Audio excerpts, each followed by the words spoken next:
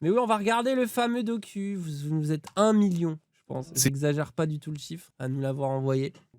Donc bien sûr qu'on va mater ce poulet avec vous. Content de la mater avec vos tunnels additionnels. Bah, après moi, je pense que, vu que ça parle de Ruffin et que vous savez qu'on va discuter, avec lui, le vin là, moi je pense qu'il y a sûrement des choses où je vais un peu m'abstenir parce que c'est des trucs dont je veux discuter avec lui et j'ai pas envie, de trop donner mon avis, pour l'instant quoi. Mais après on va quand même regarder et dire quelques trucs, vous inquiétez pas.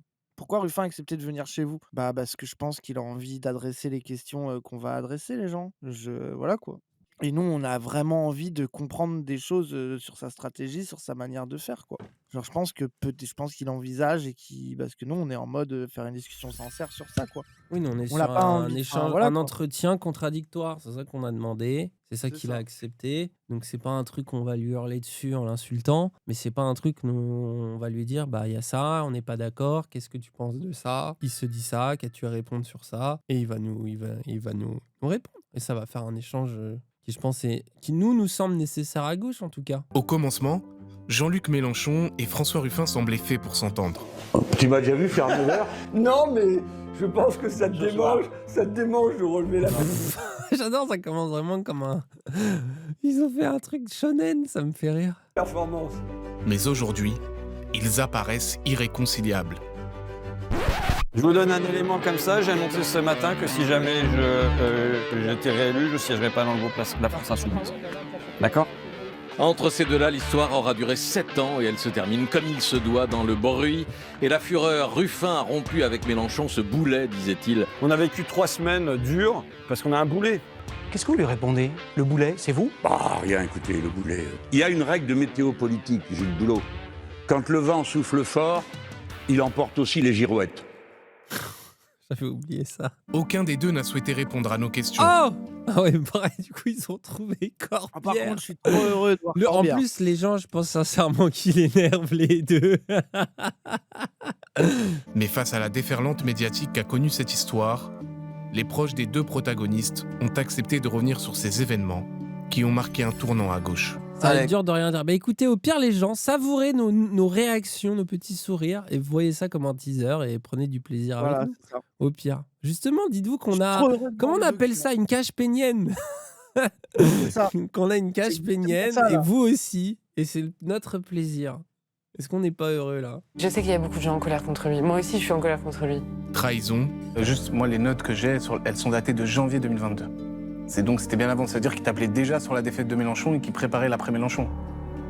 Moi, voilà, bon, comme vous me parlez de choses, moi, à ce moment-là, je suis pas du tout dans cette histoire. réunion secrète, Oh, il est si mauvais. Ça, c'est trop vraiment. rire. Dis que t'es un loup-garou sans dire que t'es un loup-garou, frère. Rien qu'une Corbière, je suis trop heureux, hein. Moi, loup-garou j'étais pas là, moi, au moment des loups-garous cette nuit. l'histoire que nous allons vous raconter a failli Le faire docu a l'air pro-Mélenchon à un tiers. Je sais pas, c'est pas sûr, gros. Ah ouais? Bah, le début m'a l'air. J'attends de voir. exploser la gauche. Fin 2016, François Ruffin est la figure montante de la gauche. Du coup, j'ai fabriqué un petit truc. Si jamais il y a une campagne, j'ai appelé ça le magot des ragots. C'est-à-dire que quand quelqu'un me dit du mal de Mélenchon, il doit mettre 1 euro. Quand quelqu'un me dit du mal des Verts, il doit mettre 1 euro. Quand quelqu'un me dit du mal du PC, il doit mettre 1 euro.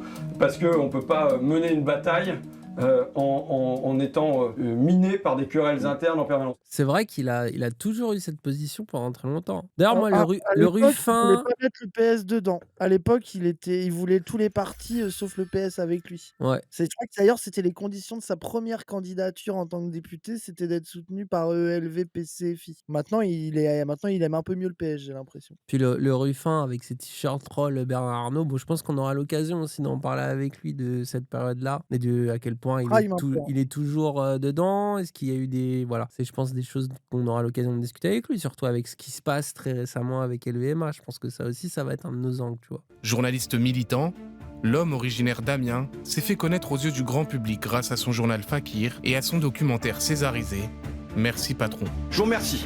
Je m'appelle Johanna Silva et j'ai travaillé plusieurs années pour François Ruffin à Fakir puis à l'Assemblée nationale et je suis partie il y a quelques années.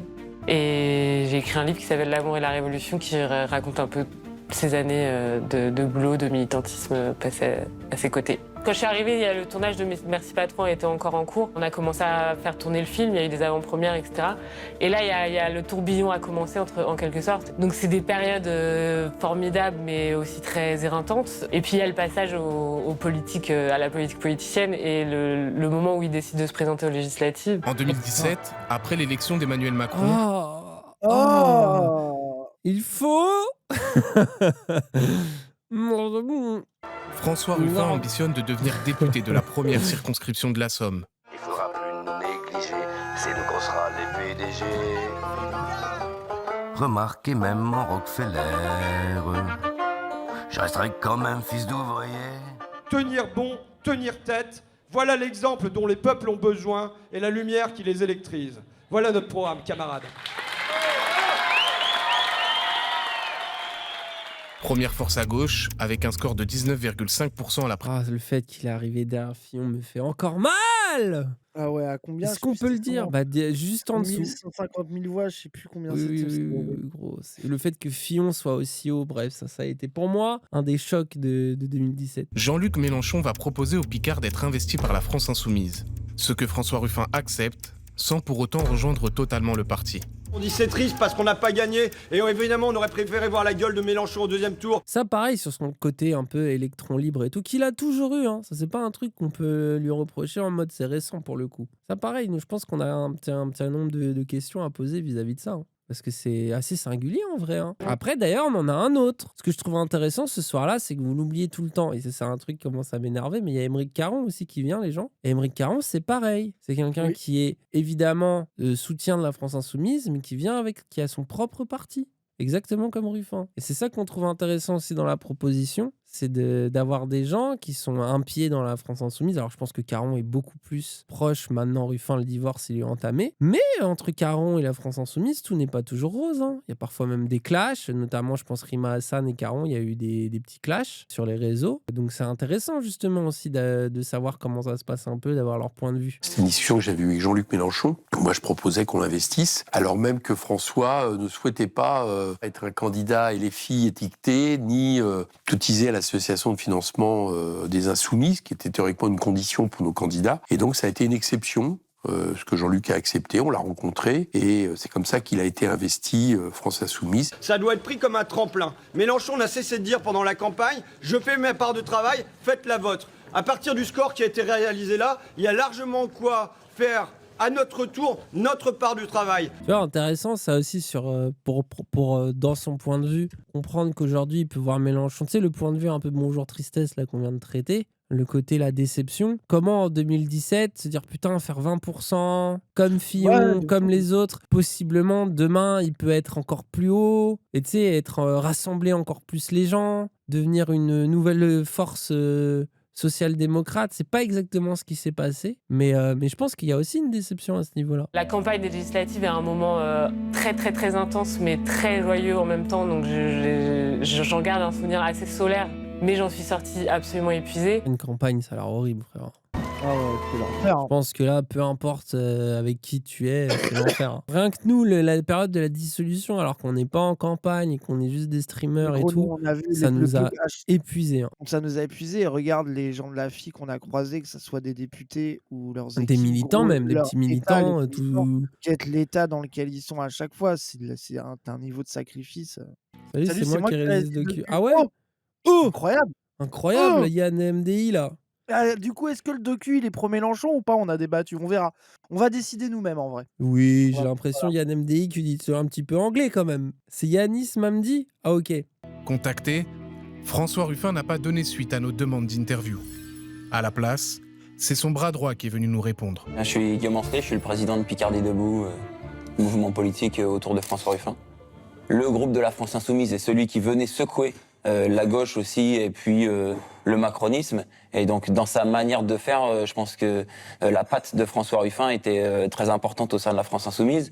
Tout allait mais dans le meilleur des mondes, entre guillemets, puisque ce sont des gens qui disent franchement ce qu'ils pensent. Donc, leurs relations, c'est pas, enfin, je veux dire, ils ont jamais passé leurs vacances ensemble, etc. Mais ce sont des partenaires politiques majeurs.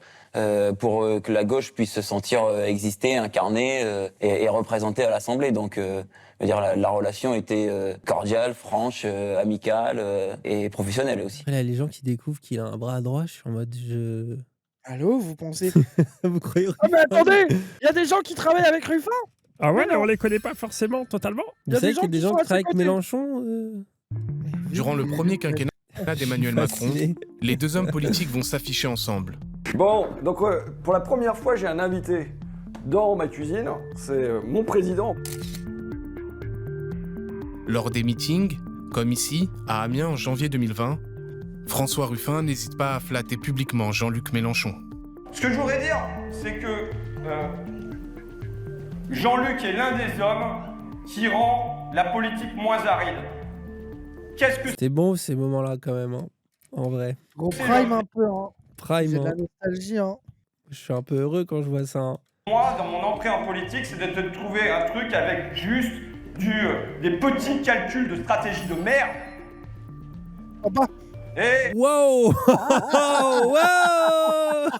Oh, le regard des trucs de tactique à la mort moelle-nœud sans origine. Aïe. Ouais, alors vraiment, Il y a ça a dit dans le docu, il n'est pas pro Mélenchon. Ouais Ah oui, en plus. Oui Moi, Non, mais Blast, c'est un média neutre et apolitique, on a dit. beaucoup de choses qu'on peut dire sur le tempérament de Jean-Luc et ainsi de suite. Mais il rend la politique vivifiante. Mais l'idylle politique ne va pas durer bien longtemps. En 2022, Jean-Luc Mélenchon échoue merde. à une marche du Oh, j'ai re-mal au ventre à nouveau. Non second tour de l'élection présidentielle. Ah Oh, le Après, Zemmour, il y a- 7%. Attends, le petit 7%, ah, parce que... Oui, il fait du bien, mais il fait mal Pour aussi. ceux qui n'étaient pas là, nous, Ah on a oui. passé en 2022 Ah oui. une campagne entière avec des gens qui disaient Zemmour va faire 20% et Mélenchon fera 7. Zos Donc 2022. j'avoue que quand ça a été l'inverse, c'est le seul petit plaisir qu'on a pris, c'est que c'était le score inverse. Zos 2022. 3 de voir vos larmes de gauchiste quand Zemmour va être au second tour demain. À plus. Après, il y en avait, ça c'était pas les plus nombreux, leur grande hypothèse c'était Zemmour sera devant Mélenchon. Vous allez pleurer quand Zemmour sera devant votre Mélenchon. C'était ça qu'ils disaient souvent. Du coup, petit Ouh. plaisir. Ah oui, Pécresse aussi, on prend du plaisir. hein. Eh bien, on n'y est encore pas arrivé. C'est pas loin. hein. Faites mieux. Pour moi, ça, c'est un des. Ça, c'est Le trop faites beau. mieux, c'est un des trucs les plus fous, frère. Oh là là, j'adore le gars qui est là, ouais, en train de pleurer à moitié, c'est vraiment nous. Le putain, j'ai envie de chialer, mais qu'est-ce que c'est beau, quoi. Ça, c'est vraiment les épisodes de fin de saison qui te donnent envie de tout revoir, de continuer, d'attendre la nouvelle saison. Tu vois ce que je veux dire? Ah ouais, de fou, de fou. T'as beau être déçu, Ouais, ça ça fait été longtemps accro. qu'on n'a pas eu un Mélenchon mystique en plus, ça me manque un Bah, peu. après, c'est normal, là, il faut qu'il. Oui, là, il n'y a pas la période, c'est pas la méta, mais oui. Voilà, il va pas être mis trop en ce moment, vu ce qui se passe, tu vois. Non seulement vous devez sécher vos larmes, mais la loi de la vie, c'est que c'est la vie qui est la plus forte. Et dans la vie, c'est le combat qui est le plus fort. Si bien que je suis venu ce soir vous dire une chose. Je demande aux Français de m'élire Premier ministre. François Ruffin décide à ce moment-là de prendre publiquement ses distances avec la France insoumise et le leader de la gauche. Pour justifier son éloignement, François Ruffin accuse la France insoumise de délaisser les préoccupations de l'électorat rural au profit de celui des quartiers populaires. On a essayé à l'interne du mouvement, tout en y restant associé, de faire infléchir la ligne. Ça n'a pas marché, on le constate. J'ai senti qu'il y avait un éloignement au moment où moi, la ligne que je défendais a fini par devenir majoritaire à France Insoumise. C'était l'idée que les 600 000 voix qui avaient manqué à Jean-Luc Mélenchon, ils étaient dans les quartiers populaires. Principalement, pas seulement, mais principalement. À partir du moment où les sujets concernent davantage les grands ensembles urbains, les quartiers populaires, etc., dans les campagnes, ils se sentent moins représentés. Là, on est au cœur de ce dont on a envie de parler. Oui. Là, Donc moi, là, les je gens veux on dire, dit rien, mais on est au cœur de ce dont On va on a parler envie de de tout ça, parler. ne là. vous inquiétez pas, le poulet sera là. Et on espère qu'il sera au Après, rendez-vous c'est pour ça, nous vous, répondre Cochrane, en vrai. Il a hein. toujours été sur cette ligne. Moi, j'ai l'espoir qu'il soit là pour nous répondre. Cette ligne-là nous amenait évidemment à être capable d'être vécus comme ceux qui défendaient les habitants de ces quartiers, la jeunesse de ces quartiers face à tout ce qu'ils subissaient comme oppression.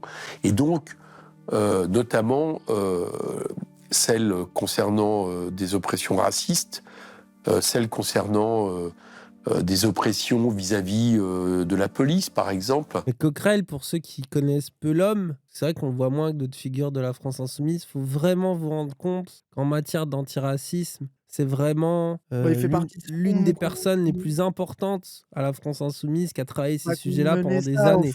Ouais, c'est ça. Et qui a milité, aussi, qui était dans chaque il y manif a un et autre- dans chaque ouais, truc. en fait, il y a ça aussi, c'est que Coquerel, il y a sur ces questions-là, violence policière, et c'est surtout dans les lores des luttes. Ça veut dire que Coquerel, c'est vraiment le lien avec tout le champ et tous les mouvements sociaux et tous les trucs comme ça, quoi.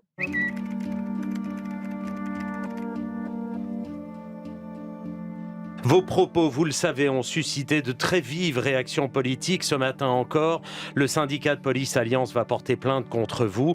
Ces propos, Jean-Luc Mélenchon, est-ce que vous les assumez à nouveau ce matin ? Évidemment, c'est mon devoir de le faire. Dire que la police tue ne parle pas du tout à la France de la ruralité, de la campagne. Et donc, ils ne se sentent pas représentés, ils ne se sentent pas incarnés par la ligne de la gauche portée par la France insoumise. Là, à partir du moment où on s'est affirmé fortement là-dessus et qu'on n'était peut-être plus habitué à voir la gauche sur ce sujet, ça a mis en avant cette dimension. Mais pour Éric Coquerel, cette différence de ligne politique s'était déjà faite sentir en 2019, lorsque François Ruffin avait refusé de se joindre à la marche contre l'islamophobie, à laquelle la France insoumise participait. François avait expliqué, alors je crois qu'il avait football, ou je ne sais plus ce qu'il avait dit, et que c'était pas son truc. Pareil, ça c'est une déclaration qui, je pense, est à l'origine pour beaucoup de gens d'une séparation avec Ruffin. En fait, de la même façon que Mélenchon, quand il commence à parler des violences policières comme ça, tu vois, comme maintenant il le fait, maintenant on en a l'habitude, tu vois. Mais ça crée pour plein de gens c'est fini Mélenchon. Je pense que là, à l'inverse, plein de gens sont en mode c'est fini Ruffin à partir de ce moment-là. Donc, Après, je suis pas d'accord avec toi.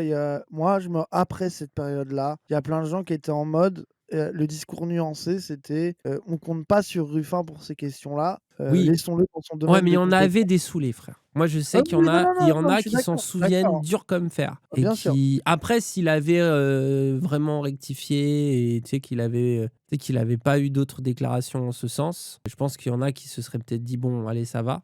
Mais je sais qu'il y en a plein. Ça a été un moment charnier. Ça paraît. Bon, là, de toute façon, nous, ça, c'est aussi un truc. On verra ce qu'il a à dire de ce genre de moment. Je pense qu'en dehors de la position politique, je sais pas si elle a changé sur le fait qu'il voulait pas y aller. Je pense que même lui, il a regretté son excuse de con, quoi. Oui, peut-être qu'il regrette. Hein. Mélenchon se positionne sur les thèmes du racisme et des violences policières. Lançant l'alerte, et n'étant pas entendu, j'ai été conduit à utiliser la formule « la police tue », pour qu'enfin on soit entendu venant d'un homme comme moi, Challenge, je parlais dans le m'exprimant micro, après d'autres. Ouais, mais il peut pas. Avec Gros, il s'est vraiment tourné dans l'autre sens pour ne pas être dans le micro. Hein. Dites-vous les gens, en ce moment c'est trop marrant parce que on est en train de faire notre nouveau plateau et on se pose des questions sur les micros, qu'est-ce qu'on utilise, ce qu'on n'utilise pas et tout, etc. Et l'autre jour, en discutant, à un moment donné, j'ai dit non mais imaginons que demain il y a un Mélenchon et que du coup il a envie de ceci, et tout le monde était là, mais le problème de Mélenchon, c'est le pire exemple, c'est une personne qui ne sait pas parler dans un micro, et donc justement c'est un très bon exemple pour parler des gens qui, quoi qu'il arrive, même si c'est des experts de la parole publique, c'est impossible pour Mélenchon. Vraiment, il a un PB, hein. frère. Mélenchon et les micros, c'est un PB. Les gens, pourquoi on a mis un micro-cravate sur le Zawatoul, que le son était un peu dégueulasse? Parce qu'on était juste obligés. Et même les micro-cravates, ça l'a énervé, c'est ça qui me fascine. Oui, c'est-à-dire, dites-vous les gens, on l'a vu 2 fois devant nous se faire mettre un micro-cravate. Ça l'énerve. À chaque fois, ça n'aime pas ça le trigger. Ça me fascine un peu en mode comment tu peux en avoir eu autant dans ta vie de besoin de parler et que ça te saoule à ce point, quoi. Qui avaient bien plus courageusement et plus antérieurement porté cette bataille. Et comme ils avaient raison, et comme nous avons eu tort tous, qui pensions que, bon, ma foi, des fois, il y a des situations imprévues. Merci. Ça y est, c'est tourné du bon côté du public. C'est horrible. Regarde, ce qui m'énerve, c'est qu'il y a 40 personnes sur 3 tables et il préfère mettre toute son attention sur ces 40 personnes alors que cet extrait-là a le tourné. micro à la main, comme ça tu peux tourner sur toi. Mais au oui, pire. tu fais ça, voilà. Tu fais ça là et tu peux te tourner. Et je ne comprends pas. C'est pas possible. De conquérir Apparemment, l'électorat là, je qui vois vote. des insoumis dans le chat. Jamais à la main, sinon le micro finit dans sa poche.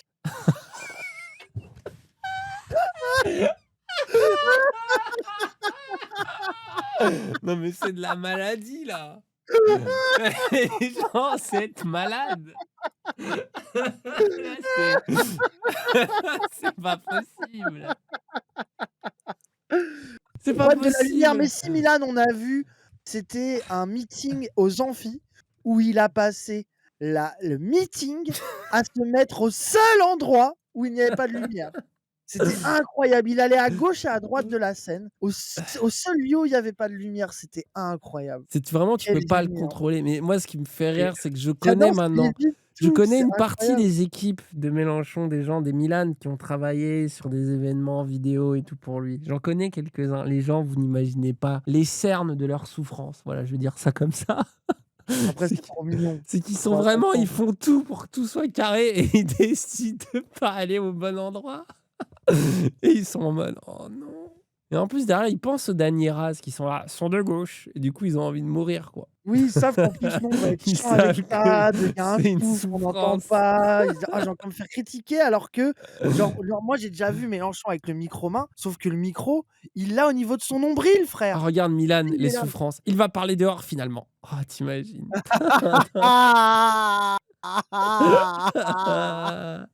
Les intermittents pro-Ruffin, non, mais je Mélenchon a pense. il y a Hein. du monde dehors, Mélenchon a décidé d'aller devant. Trouver un moyen. Non.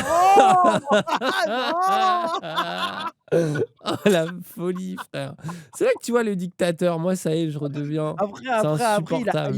a des jeunes génies pour ça aussi, c'est ça la vérité. Oui, oui, c'est vraiment le boomer fou, quoi. Madame Le Pen, j'ai apporté ici votre programme.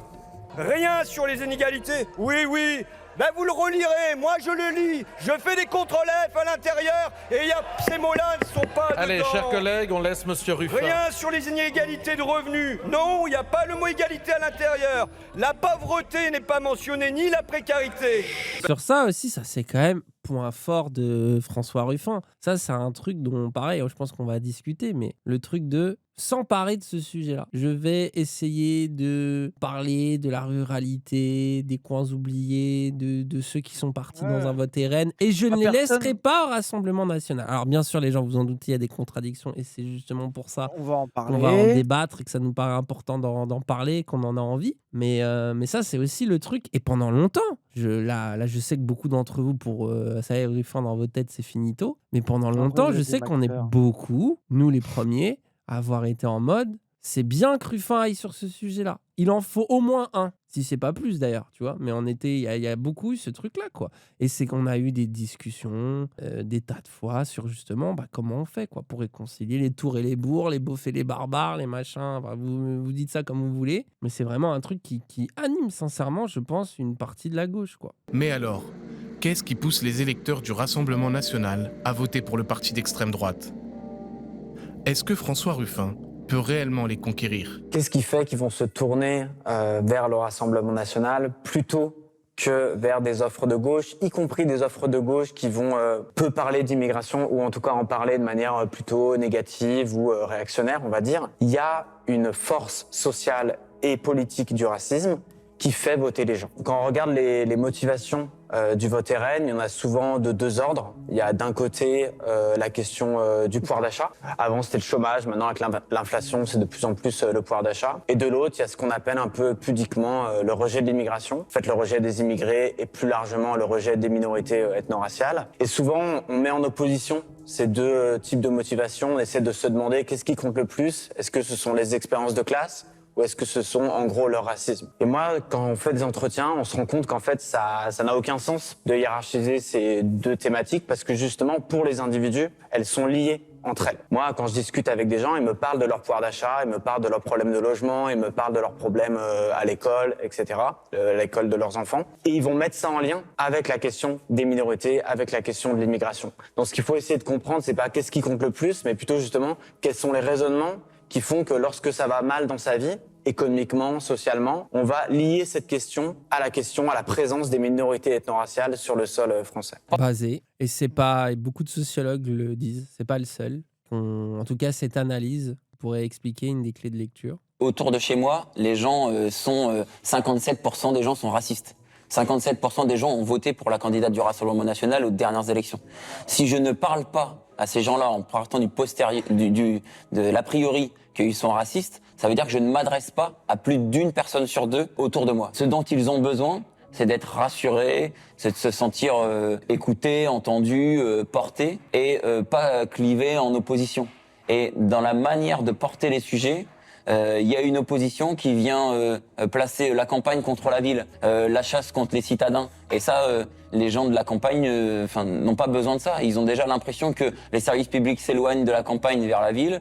Et ce sentiment de se dire, à la ville, ils ont tout et nous, on n'a plus rien. Pour ces électeurs et ces électrices que moi j'ai rencontrés, la question des conditions de vie, justement, elle se retrouve articulée à la perception négative qu'ils ont des minorités ethno-raciales qui sont perçues localement. Ce nœud, il est là. Et je pense qu'il faut être lucide, il faut pas se raconter d'histoire, il faut regarder ça en face sur le fait que cette articulation, elle existe déjà. Et donc, pour la dénouer, il suffit pas juste de parler des conditions de travail, il suffit pas juste de parler des conditions de matériel, il faut arriver à proposer d'autres nouages, d'autres chaînes d'équivalence, d'autres chaînages politiques pour que justement, on arrête d'articuler ça à la question des immigrés et des étrangers. Pour faire reculer le racisme, pour déployer un antiracisme du quotidien, rendre le racisme honteux, à nouveau, sans qu'on puisse leur faire le coup de tu actives une violence de classe. Voilà. Et ça, du coup, je pense que les mouvements antiracistes populaires, ils doivent être davantage inclus et valorisés dans les campagnes. Très ce que disait Raphaël Arnaud dans le Zawa Show avec nous, comme stratégie...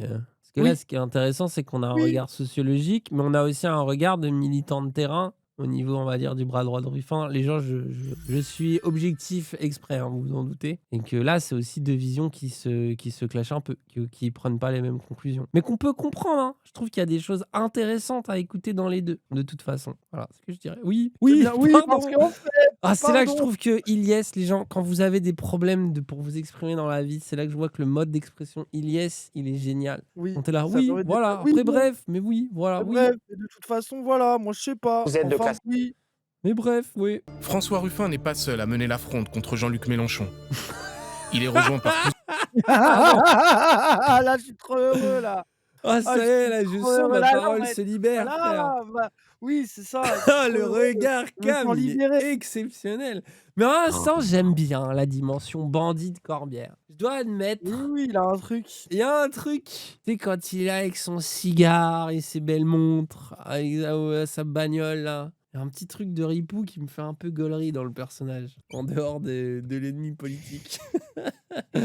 Ah, moi, j'ai été pendant très longtemps un ami, un proche de Jean-Luc Mélenchon. Je disais parfois pour rigoler que s'il y avait un musée du mélenchonisme, il faudrait me mettre en vitrine sous cloche. J'ai été longtemps le mélenchoniste étalon. Alors depuis, on le sait, les choses ont évolué. Il y a toute une série d'événements qui vont des choses les plus infimes, infimes du moins, l'affaire Quatennens, la manière dont c'est traité, où Jean-Luc Mélenchon s'empare de cette histoire assez grossièrement, en considérant que celui qu'il faut féliciter, remercier pour son courage, c'est Adrien qui reconnaît avoir frappé sa femme sans dire un seul mot sur sa compagne. Les gens se disent qu'est-ce que c'est que cette manière bizarre qui met tout le monde mal à l'aise. Foutez-lui la paix, lâchez-nous, laissez-nous faire de la politique. Qu'est-ce que vous voulez de plus? Il a donné une gifle, il l'a reconnu. Vous savez ce que vous êtes en train d'inventer? Autrefois, on disait, faut avouer, à demi pardonné. Maintenant, faut avouer, jamais pardonné. À ce moment-là... Terrible, parce que tu vois ce qu'il essaye de dire, mais en hurlant, quoi. Bah, Mais et bon. puis, moi, je me rappelle du contexte, on avait réacté à l'époque. Aussi en fin d'interview, ça le ramenait sur ça alors qu'il est sensible. Et je pense que Ah là, ouais. même auprès de son équipe, des gens étaient en mode « Oh, putain de merde ». C'est CSC, moi, en plus, je trouve que c'est CSC et pour la France Insoumise, et même pour ce qu'il a essayé de dire de ce qui restait de gauche, tu vois. C'est-à-dire que tu vois l'analyse de la gannerie, de dire oui, mais en fait, justement, Mélenchon, dans cette séquence-là, c'est aussi un moment où il reste, il veut pas être dans des logiques punitives, et il veut porter ce discours-là. Ça, je suis full Tu peux d'accord avec lui, l'entendre ça. quand la gannerie le dit. Mais le problème, c'est que Mélenchon, il a tellement agi sous le coup de l'émotion Et Et que du coup, il a Quatennens, fait ça du fait mal, c'est ça. tellement de moves bizarres, de je C'est ça m'excuse, et de du j'assume, coup, de en fait je vais à ça BFM, il y a eu tellement de choses. que le moment, la possibilité de réfléchir autrement à ces trucs-là et de pouvoir, poser la question de, comment on fait, pour traiter, ces problèmes-là, d'une manière qui sorte de ces logiques-là punitives, bah, elle a été aussi volée par la réaction de Mélenchon, par les attitudes de Quatennens, quoi. Tu vois? Genre par le fait que, bah, c'était plus possible d'aborder cette question par ces angles-là parce que c'était voilà, quoi. Bon, Mais bon. c'était pas possible à ce moment-là. Ouais, mais faudra que ça soit possible un jour les gens quand même, hein, mais bon. Oui, oui, non, mais après, là, le problème, c'est que. Après, ce qui est énervant, dans tous les cas, est-ce qu'on peut se mettre d'accord sur ce qui est énervant? C'est de voir des Corbières utiliser ça comme on a vu des macronistes qui ont bien le cul sale aussi sur ce genre d'histoire, et pas que. De voir justement des gens utiliser ça de manière politique pour tu sais, faire du mal et diviser au sein de la gauche et faire du mal à la France insoumise, à la figure de Mélenchon. Je veux dire, c'est évident que pour beaucoup de militants à gauche, c'est un truc qui reste douloureux. On trouve que rien n'a été clair et de toute façon, dans ces histoires-là, c'est jamais simple et rien n'est jamais évident. Et pour l'instant, on n'a pas même presque de méthode miracle qui fonctionne. Est-ce qu'on en aura une un jour d'ailleurs? C'est probablement impossible. Mais au moins, on est en mode bon, c'est une erreur, mais on peut comprendre. Alors que eux, ils l'utilisent, ils la surutilisent justement pour pouvoir nous faire cette peinture du dictateur à qui on ne peut rien reprocher et de la fanbase complètement folle qui ne reproche jamais rien. Alors que tout ça est faux. Bref. Il y a une place de la peur dans ce parti. Pourquoi? Et Parce puis, qu'on vous intimide, parce qu'on vous il y a menace pas- si je le vous... dis, c'est un regret que j'ai, c'est qu'il n'y a pas de place pour, je dirais, débattre, discuter, se contredire, échanger et, je dirais, dépasser les contradictions. Je pense pas que Ruffin soit plus capable que Mélenchon d'installer un parti démocratique. C'est vrai qu'avec les anciens collègues de Fakir... Ah, ça, c'est une bonne. Je trouve un bon point aussi. Qui est que le reproche qui est fait à la façon dont, justement, le manque de démocratie directe, qui est un reproche qui est souvent fait à la France Clairement. Insoumise, est quand même fait par globalement des gens qui dirigent leur parti à eux, leur mouvement à eux. Et je mets pas que Ruffin, je parle aussi de Corbière et tu vois, des autres qui choisissent pas des trucs, on dirait, genre, tu sais, tout le monde à voix au chapitre, enfin que c'est nuit debout, le bordel. Je pense Après, pas moi, qu'à l'après, ils votent ont le vote raison, comme hein. ça, quoi. Après, ils ont raison. Moi, je trouve Bah que c'est comme ça justement, oui, qu'ils- parce que T'as c'est. t'as vu les macronistes qu'ils ont fait ou pas Non. sur ça? Le vote interne pour la direction d'En Marche, ils ont mis Gabriel Attal ou vote blanc. C'est quand même, c'est quand même du fucking génie. Ça me rappelle quand t'étais au collège et qu'il y avait les délégués et que t'avais Américain. globalement la meuf déléguée qui a tout le temps, le mec délégué qui a tout le temps, et puis la candidature troll du copain. Et puis voilà quoi. Et Incroyable. t'étais en quand même. mode ah bah oui, bah quelque part on apprenait la démocratie. En mode oui, bon, il y a une candidature rigolote et puis deux trucs auxquels on va pas échapper quoi. Ils ont mis Attal en vert et blanc et blanc en rouge pour bien indiquer quoi voter, oui, de fou. Enfin, mais tu sais, je suis en mode, mais en fait, moi-même, premier degré, je suis en mode, mais mettez Attal, on comprend tout à fait pourquoi votre jeune premier, qui a été Premier ministre, quel visage de... Enfin, tu sais, je comprends Oui, de tout fou. à fait. Je trouve ça hyper logique que Attal prenne la tête d'En Marche. Vraiment, je comprends tout à fait pourquoi vous prenez ces décisions-là collectivement. Pas besoin de faire semblant de voter, faites-le. Enfin, Alors à un que moment s'il y donné, avait on est une pas bête, primaire quoi. entre Gabriel Attal ou Juan Branco,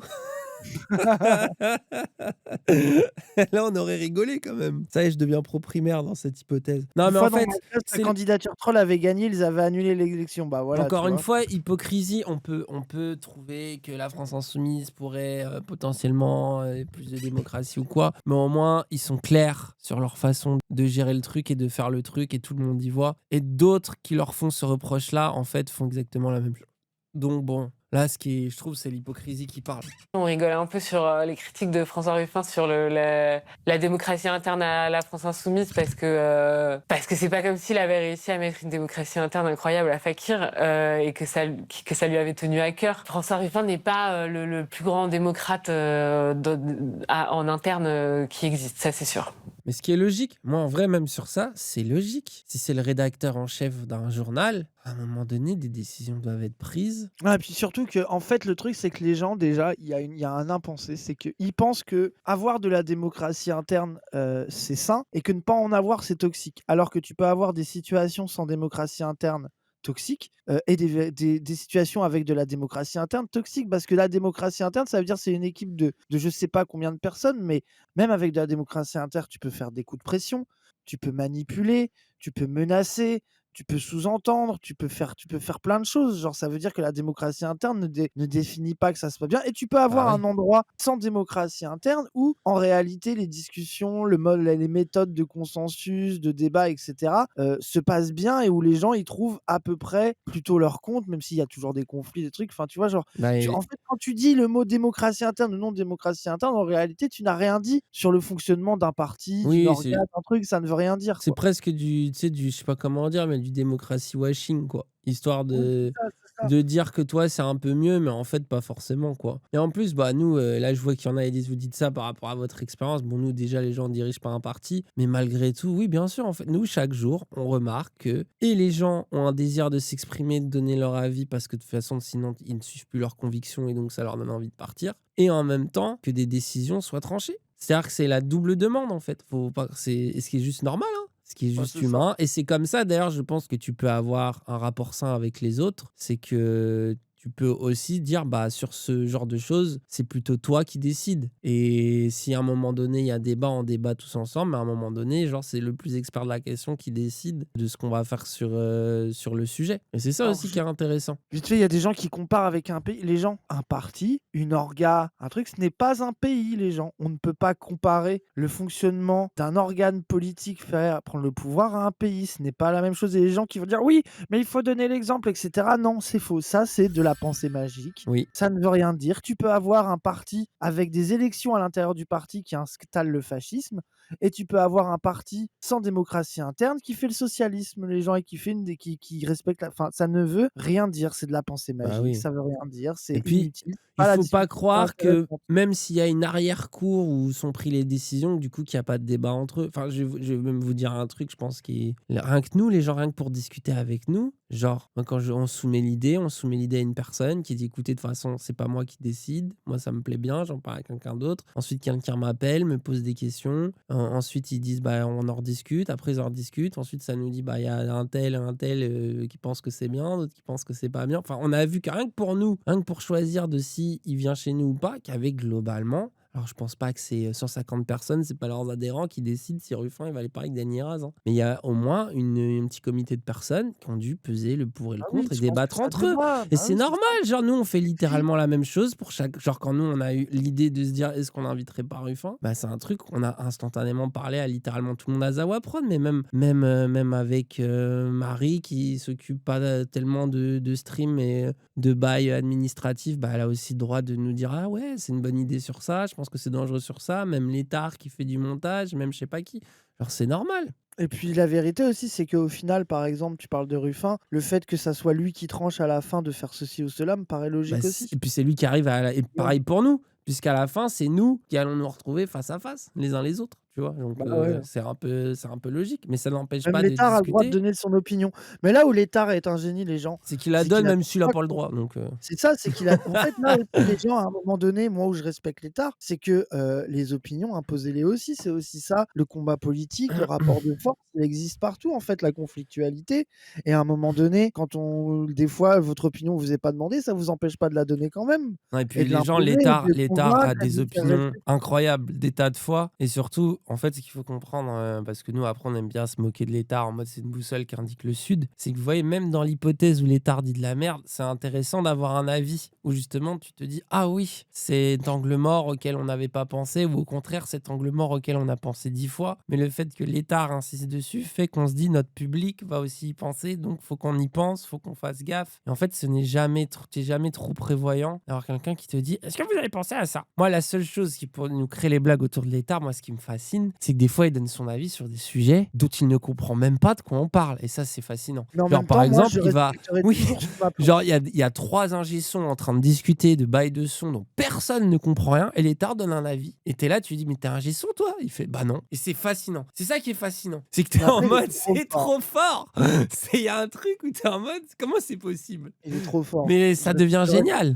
Tout le monde éternellement. concède. Putain, il y a un message intéressant parce que je sais qu'il est full vrai pour avoir entendu plein d'histoires. D'expérience militante, ceux qui demandent le plus de démocratie interne à la FI sont toujours ceux qui en font le moins, qui souffrent du fait de ne pas pouvoir intriguer en interne pour obtenir une position plus élevée dans le mouvement. Ils sont minoritaires, rabâchent leurs obsessions à toutes les réunions, dégoûtent les nouveaux arrivants et boutent dans la presse locale quand ils sont finalement mis largement en minorité au vote dans leur comité ou dans les boucles départementales. Et de nombreux mois, on m'a raconté beaucoup d'histoires de boucles, de GA, de comités, de machin, c'est tellement réel. Et surtout que la vérité, c'est des gauchistes. La vérité, les gens, ils passent leur temps à débattre et à essayer de se mettre d'accord. C'est aussi ça la vérité qui fait que la vivacité d'un mouvement, c'est pas la démocratie interne, le vote. Et surtout, le vote, c'est toujours de dire bon, bah, je suis la ligne de lui. Alors que là, c'est tout le monde, genre, en fait, tout est nourri, c'est de la vraie tambouille, c'est du vrai travail Et intellectuel. puis la démocratie, justement, c'est aussi à un moment donné des gens qui, même s'ils sont pas d'accord avec tout, se mettent ensemble pour défendre une certaine vision. Et qu'après, quand tu dézoomes un peu, bah, tu as différents collectifs qui s'affrontent avec une certaine vision. Et justement, Ruffin, la vision qu'ils sont en train de défendre, on peut la critiquer sur des tas d'aspects. Et nous, on a des tas de critiques à lui faire. Mais du coup, elle se tient, elle a quand même un peu d'écho dans la société, elle a de l'écho dans la gauche auprès de certaines personnes. Et du coup, elle est là. Et la démocratie, elle se joue pas forcément chez Ruffin ou chez Mélenchon. La démocratie, elle se joue aussi dans le fait que Mélenchon et Ruffin, ils s'opposent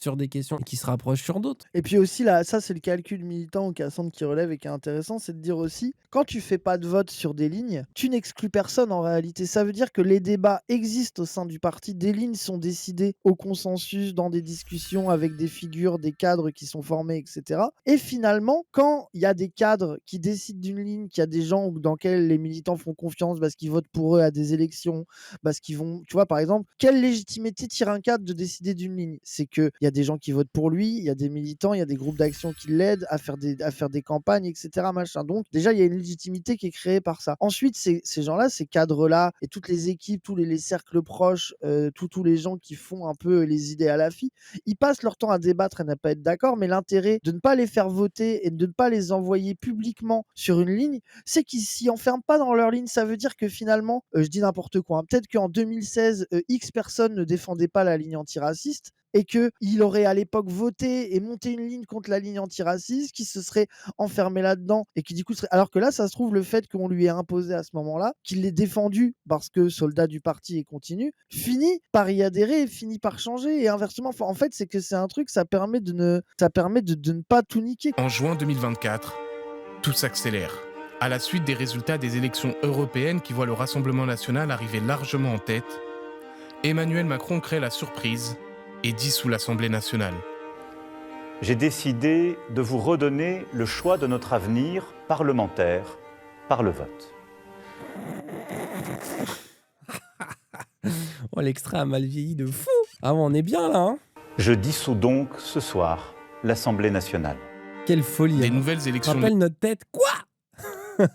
C'est à ce moment-là que François Ruffin acte définitivement sa rupture politique avec Jean-Luc Mélenchon et la France insoumise.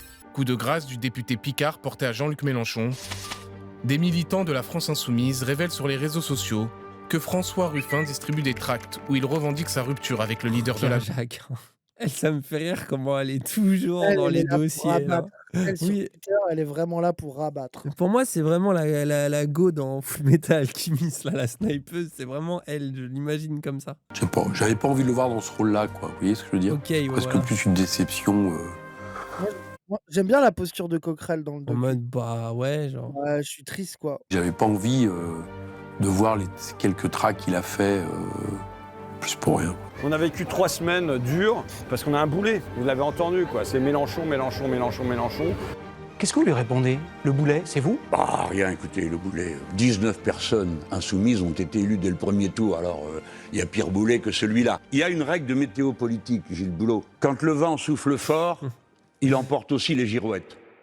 Oh là là. C'est vraiment un punchliner, quoi. Avec la petite réverb, oui, le docu n'est pas orienté, on rappelle. Il est neutre et apolitique, le docu. Je vais mettre une petite réverb sur la punchline. Y avait-il une autre ambition cachée derrière tout ça? Petit retour en arrière.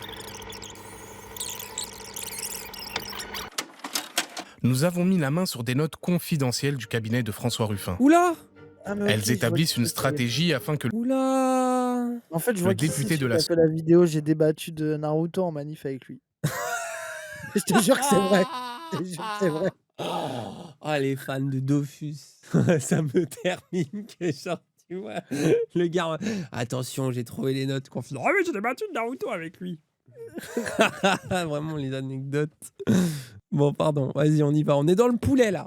Elles établissent une stratégie afin que le député de la Somme puisse un jour être président. Elles sont datées de janvier 2022. À ce moment-là, les résultats de l'élection présidentielle ne sont pas encore connus, mais le cabinet de François Ruffin table déjà sur la défaite de Jean-Luc Mélenchon et se prépare à prendre sa succession dans une note intitulée « De janvier à septembre, construire une centralité de François Ruffin pour la suite ». Suite à la défaite à l'élection présidentielle de Jean-Luc Mélenchon, 3 dynamiques nous intéressant vont s'enclencher à gauche. Dans un premier temps, un sauve-qui-peut aux législatives. Dans un deuxième temps, une bataille pour le leadership à LFI. Face à cette situation, 2 stratégies s'offrent à François Ruffin. La préoccupation première de tous les lieutenants à LFI sera de conserver leur siège de député. Dans un deuxième temps, une bataille pour le leadership à la LFI, pour le parti, mais aussi pour l'espace politique plus globalement. Deux dynamiques propres à LFI vont se doubler d'un enjeu de leadership à gauche entre LFI et Ouais, après, LFI, rien de faux là-dedans. hein. avec des campagnes concurrentes aux législatives d'abord, puis en termes de quête de rôle de première force opposante Rien de LFI, bête. ça serait rentré à l'Assemblée avec potentiellement un nombre de députés plus important que LFI devrait être favorisé lors de cette séquence. Oui, puis la bataille de leadership pendant LFI, bon. Alors, la place de François Ruffin dans ces enjeux. 2 stratégies possibles. Jouer le jeu tel qu'il se joue en se battant pour remporter la manche du leadership au sein de LFI. Puis, une fois acquis, celui de LFI face aux autres forces de gauche. Ok, donc il avait le choix de quand même être dans LFI, quoi. Ah, en mode même de prendre le leadership presque au sein de LFI, j'ai l'impression. Survoler ces 2 batailles internes au sein de LFI, au sein de la gauche, en proposant autre chose. Et du coup, c'est ça qu'il a choisi.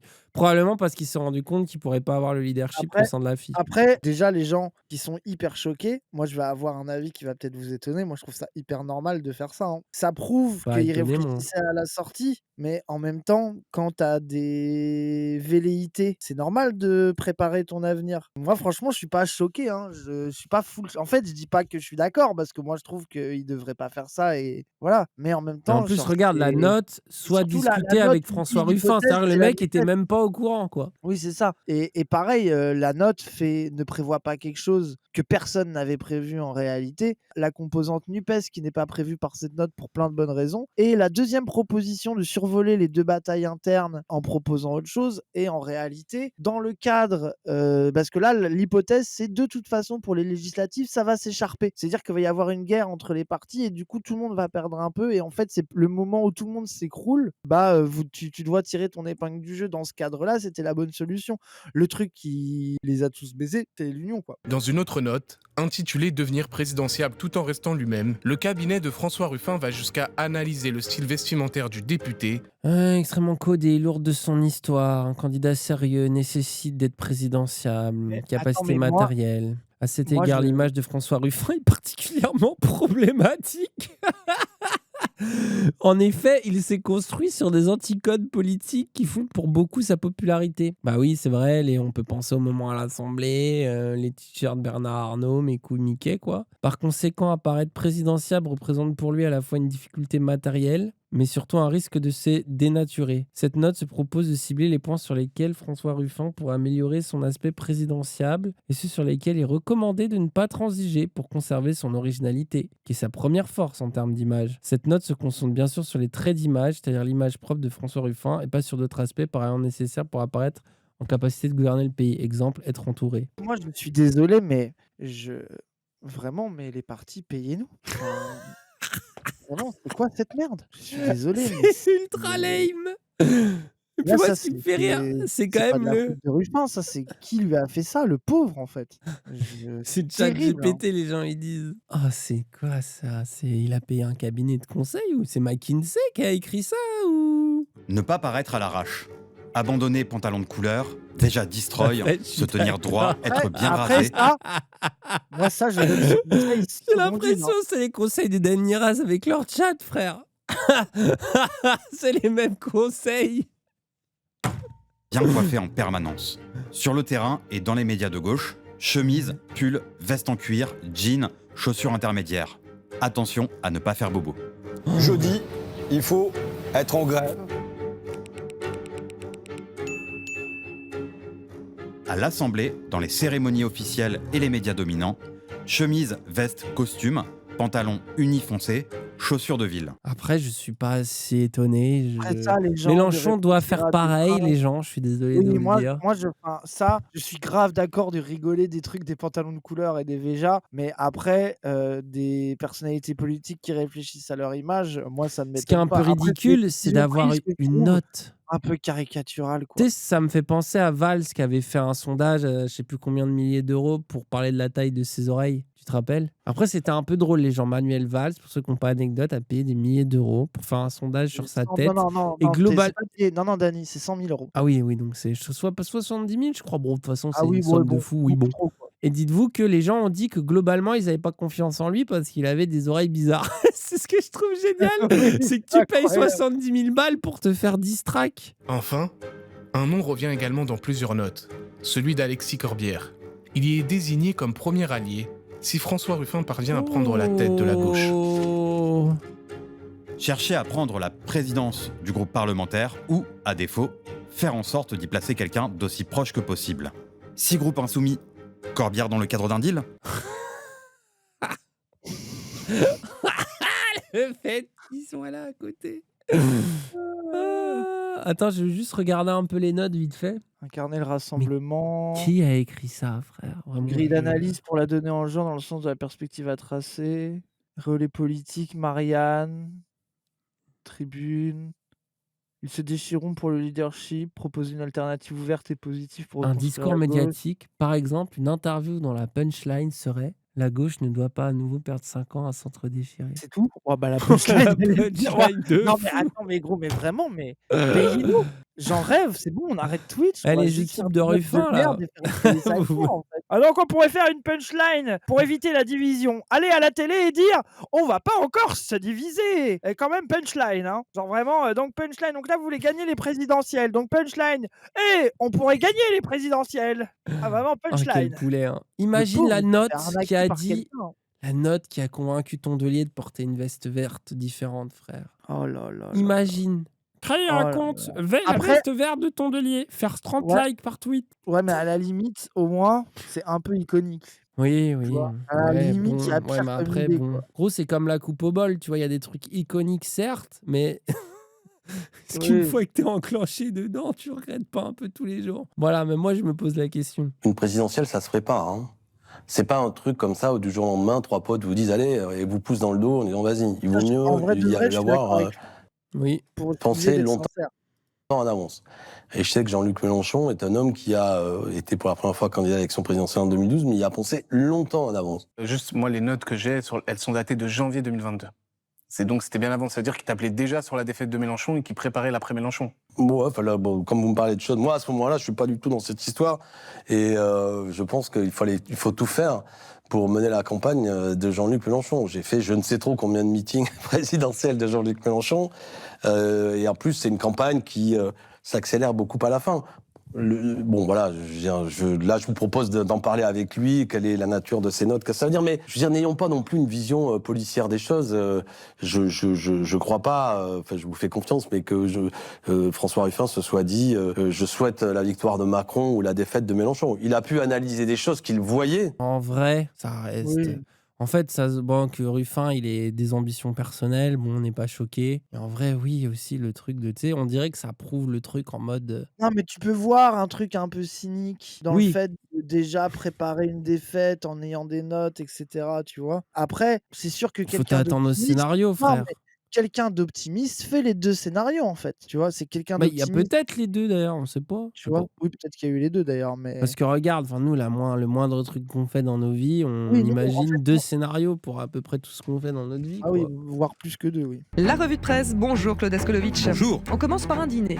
Un dîner où régulièrement des personnages des gauches, des maires, des députés, parmi eux François Ruffin, explorent les chemins de l'union, rassemblés par un ancien grand patron multimillionnaire devenu psychothérapeute et mécène de grandes causes.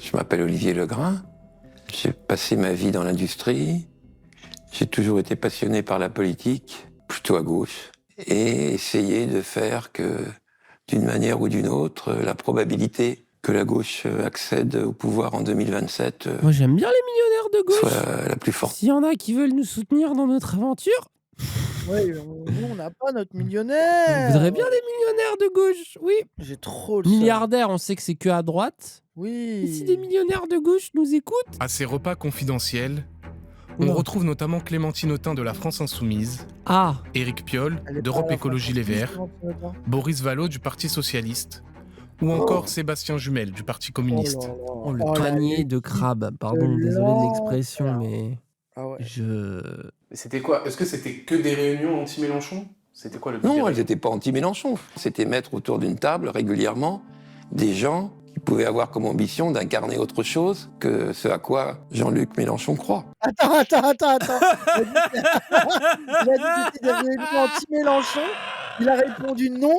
C'était des gens qui voulaient incarner autre chose que ce que ceux en croient Mélenchon. Bah, du coup, c'est incroyable comme réponse. Mélenchon, du coup. Non. Mais en fait, si. Après, voilà, moi, je fais l'avocat du diable. Moi, tu m'invites à un repas comme ça, j'y vais, mais peut-être qu'une seule fois, par contre, peut-être pas trois. Après, en plus, c'est pas vrai, on nous a déjà fait le coup, on a dit non. Donc. Non, mais des trucs de millionnaires qui te disent ah, vas-y, on va te parler, viens ici. Je vois comment, quand t'es un homme politique, t'as besoin de soutien, de financement, tu te dis je vais lui donner un call. Mais après, je me rappelle que l'article de l'Express donnait aussi un peu la nature des conversations, qu'il y avait quand même volonté, notamment, après on va voir peut-être les deux qui en parlent. Comment on fait pour détruire le vieux, oui, bien sûr. Pour pousser Ruffin aussi. Enfin, tu sais, c'est... Et je peux comprendre, gros, les gens. Après, les gens, là aussi, qu'il y ait des gens qui veulent pas de Mélenchon, il y en a plein à gauche. Regardez, on parlait de Bonjour Tristesse encore tout à l'heure. Il y en a plein à gauche qui veulent pas Mélenchon. Alors moi, je suis pas tant étonné que ça, que du coup, il y en a qui s'activent à ça et qui sont prêts à mettre quelques billets sur la table pour ça, quoi. Il fait partie des gens, et je l'assume totalement, qui pensent que Jean-Luc Mélenchon peut se retrouver dans certains scénarios au deuxième tour d'une présidentielle, mais ne gagnera jamais l'élection présidentielle. Or, de la manière dont je suis fabriqué, la chose importante pour moi, c'est de gagner. C'est pas d'être au deuxième tour de l'élection présidentielle. C'est là que tu vois que c'est quand même un entrepreneur millionnaire, je sais pas quoi, frère. Ah ouais, mais surtout que déjà, qu'est-ce qui leur prouve qu'ils ne gagnent pas au second tour? Je ne vois pas. En fait, si tu pars du principe que Mélenchon ne peut pas gagner au second tour, tu pars du principe que les autres ne peuvent pas. En fait, la situation politique. Bah oui. Du reste du monde, le reste du paysage politique ne va pas d'un coup arrêter d'être ce qu'il est. Genre, je ne comprends pas cette take. Mais vas-y. C'est ce qu'on disait tout à l'heure. C'est trop bizarre. C'est vrai, j'ai envie de dire autant vraiment. utiliser ton million pour aider Mélenchon qui a plus de chances de gagner, quoi. Non, autant utiliser ton million pour financer Zawa Prod. Après lui, du coup, il veut nous dire attention sur Mélenchon. Je sais pas si j'ai envie qu'il nous aide finalement. Oui, il me fait peur. Beaucoup de gens de gauche, généralement pas qu'uniquement que les gens de gauche, ne croient pas à un programme. Et François Ruffin faisait partie de beaucoup de gens qui ne croient pas vraiment à un programme, qui pensent, comme beaucoup de gens d'ailleurs, qu'il faut être là au bon moment, incarner une dynamique, et qu'avec 2 ou 3 mesures majeures, on emmène le pays. Moi, je pense pas ça. Mais je dis pas du tout que j'ai raison. Moi, je pense pas ça. Je pense que l'incarnation, c'est compliqué à construire, que ça peut se construire qu'avec une équipe et avec un programme. Donc en gros, pardon d'être méchant, mais là, une note nulle, ChatGPT, un millionnaire un peu naze. Et c'est ça l'équipe. Et Corbière, qui est même pas allié, qui est en mode bon, peut-être pas, hein, pas encore. Oui, bon, ouais. Parallèlement à ces dîners, Alexis Corbière, Raquel Garrido et Clémentine Autain, tous députés de la France Insoumise, vont créer l'Association pour une République écologique et sociale. Et là, Ruffin, c'est là où, frère. L'intelligence de ne pas aller là-dedans, frère. Ah oui, ça je suis obligé de pas aller là-dedans. Ça, je suis obligé de reconnaître que bon, bah, tu ne peux pas lui donner tort, quoi.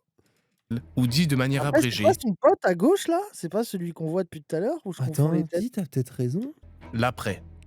Problème soulevé par les Insoumis, le mouvement est créé son pote, ah merde. En plein tourbillon des élections européennes.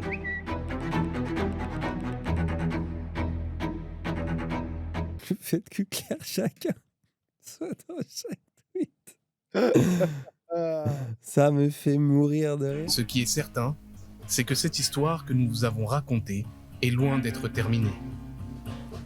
François, moi je ne lui dénie pas le fait d'avoir une ambition présidentielle. Je pense que chacun est libre. Le problème c'est que c'est au service de quoi? Moi, j'ai toujours soutenu Jean-Luc Mélenchon, qui a une ambition présidentielle, mais qui est au service d'un programme de rupture, fondamentalement. Parce que c'est moi ce que je crois de façon importante. Mon credo, vraiment l'assassin.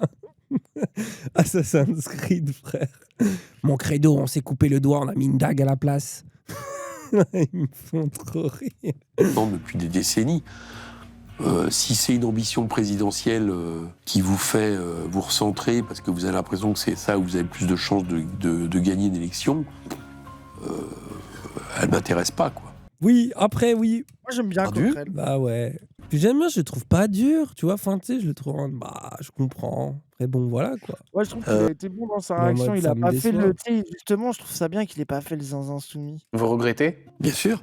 Oh. Pourquoi? Parce que j'aurais aimé que, justement, une dynamique autre et que les gens aient le courage ou la volonté de dire, ben là, ces dîners montrent, cette union montre qu'il y a une capacité de faire autre chose, allons-y.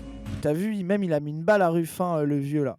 Ouais. Olivier Legrain. Il a dit, oui, lui, en fait, il avait pas de programme et tout. Moi, j'ai l'impression que les dîners, ils les ont faits et qu'en même temps, personne s'aimait dans ce dîner, que ça leur est revenu dans la gueule en mode on dîne avec un milliardaire. Ils se sont dit, oh, millionnaire. Avec un millionnaire, c'est de pire toute façon, même. il ne sert à rien. Et qu'il était une épine dans le pied et qu'ils l'ont tous un peu next. J'ai Et l'impression puis que surtout, c'est ça. attends, en plus, un millionnaire, les gens, désolé, mais tu fais rien avec, tu fais pas une campagne avec un millionnaire. Genre, même si ce monsieur a peut-être beaucoup d'argent. Mais de toute façon, t'as pas le droit. Non, mais de toute façon, Dany, c'est interdit en France. Non, mais oui, non, mais ok. Tu peux pas donner plus de 7500 balles. Hein, donc, Oui, déjà, oui, bon, après, bon. Oui, mais Bah oui. non, Dany. Non, mais Ah non, oui. mais vraiment. Par contre, vraiment. Oui, t'as pas le droit, mais c'est parce que t'as pas le droit qu'il y en a pas qui trouvent des moyens. Genre, tu te rappelles Macron, frère, comment ils ont réussi à avoir des dons en cascade et Oui. même du soutien dans les médias, dans Et les le trucs. le jour où quelqu'un de gauche fait ça, Non, c'est mais ce finito. Mais que surtout je lui, veux il a dire, non, rien, mais quoi. attends, je suis d'accord avec toi, mais rentre dans la logique complotiste de ils ont vu un millionnaire et ils vont tout gagner avec ça, mais en vrai de vrai. C'est pas un milliardaire, justement, c'est pas Bernard Arnault ou Bolloré, tu sais, il possède pas tous les médias du monde, ce mec. Tu vois ce que je veux dire? Oui, du coup, il C'est a ça pas la assez de diff. pouvoir de toute C'est ça façon. que Et je moi, veux je trouve dire. que c'est presque aussi leur cynisme. Hein. C'est que, genre, en vrai aussi, bon, tu fais quoi avec un millionnaire, quoi? Justement, il va te donner un don de 7500 €, il va réussir à faire pression sur un ou deux trucs, va peut-être réussir à te filer de l'argent de manière plus ou moins légale dans 2-3 trucs possibles. Mais tu gagnes pas une campagne avec un millionnaire un peu cuck, surtout quand l'Express te le met dans les dents, et comme tu dis, avec un groupe de gens qui, à ce moment-là, ne savent même pas ce qu'ils vont décider, ne serait-ce que pour eux-mêmes. Le fait de ne pas se parler directement, mais de se parler par médias interposés, Twitter, etc., ça rend fou et ça donne pas des gens sains humainement et relationnellement. Et c'est ça pour moi, c'est un problème fort au sein de la gauche. Elle a raison, c'est pour ça que nous on l'invite. Que nous on va discuter, on va pouvoir voir nos contradictions. Et ça, sincèrement, en plus, je pense que c'est un bon moyen aussi de parler, de parler de nos contradictions, créer du discours. Et moi, vraiment, je rappelle, mais le but de ça, là, j'ai vu certains dire, moi, j'ai besoin de ça aussi pour parler avec mon daron. J'aime bien débattre avec mes darons au niveau de Ruffin, Mélenchon et tout. Je pense que c'est ça le plaisir à Noël. Vous allez être dans votre famille, vous allez montrer le poulet du Zawa Show avec vos darons et vous allez pouvoir débattre ensemble. Nous, on fait ça pour ça aussi, quoi. Racisme, violence policière et ambition présidentielle inavouée de la part de certains.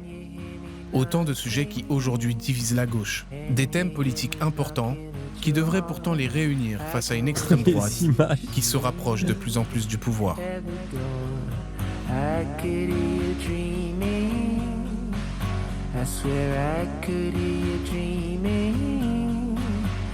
Eh bah, Yanis, je sais pas si t'es encore dans le chat, mais très sympa, hein.